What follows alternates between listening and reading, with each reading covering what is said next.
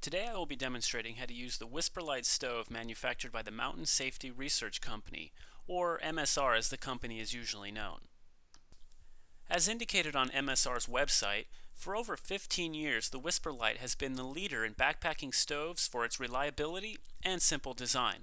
ShakerJet technology makes cleaning as simple as shaking the stove. Made to last with durable stainless steel and brass, burns cleanly on white gas and white gas varieties. This model retails for $69.95 directly from MSR, but I purchased mine from REI for $49.99 during their 2007 Labor Day sale. Thanks, REI. Keep in mind that there is another variety that burns white gas, kerosene, and unleaded auto fuels and sells for $79.95 on the MSR website. This model, however, was not on sale at REI. When you buy your new stove and bring it home, this is what it looks like packaged in the box. And when you open the box, here's what you get. A heat reflector to put under your stove, a windscreen to keep the wind out and heat in, a nice storage bag to store your items, the stove pump, a repair kit, multiple instructions in multiple languages, the English instructions, and the actual stove burner itself. Now, what key item is missing from this collection of parts? That's right, fuel storage. The MSR WhisperLite stove does not come with a fuel storage bottle as part of its package. The fuel bottle must be purchased separately. There are three sizes of fuel bottles made by MSR for this stove: 11, 22, and 33 fluid ounces. They sell for between $11 and $15 US, each depending on the size. I myself went with the 22 fluid ounce model for $12.95 US, and that's what I'll be using today. It weighs in at about 5 ounces empty. Speaking of weight, the entire package, with the 22 fluid ounce bottle and repair kit included, weighs in right around 1 pound 4 ounces, not including fuel. So let's get to the test. Today I'll be demonstrating how to use the MSR WhisperLite, and I will be measuring about how long it takes to boil 16 fluid ounces of water starting at 40 degrees Fahrenheit or 4 degrees Celsius. The ambient temperature right now is about 95 degrees Fahrenheit or 35 degrees Celsius, and I'm at an elevation of about 1,460 feet above sea level. Here's the equipment I'll be using today.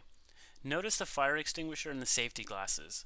Although you may not have a fire extinguisher when out in the back country, you should always have a good pair of safety glasses whenever working with chemicals and fire.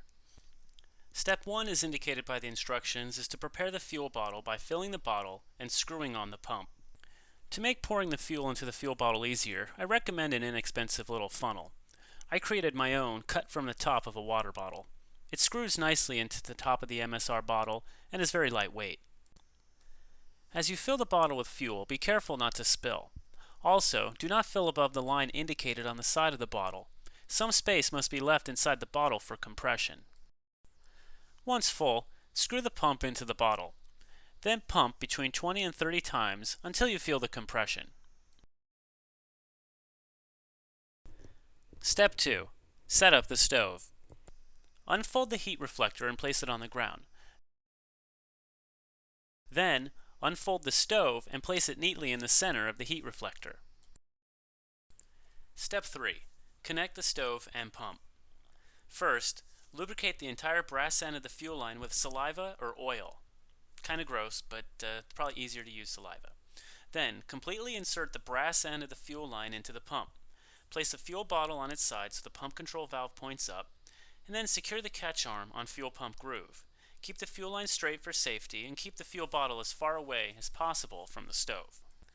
Step 4. Preheat the stove. You do this by releasing only about half a spoonful of fuel into the priming cup.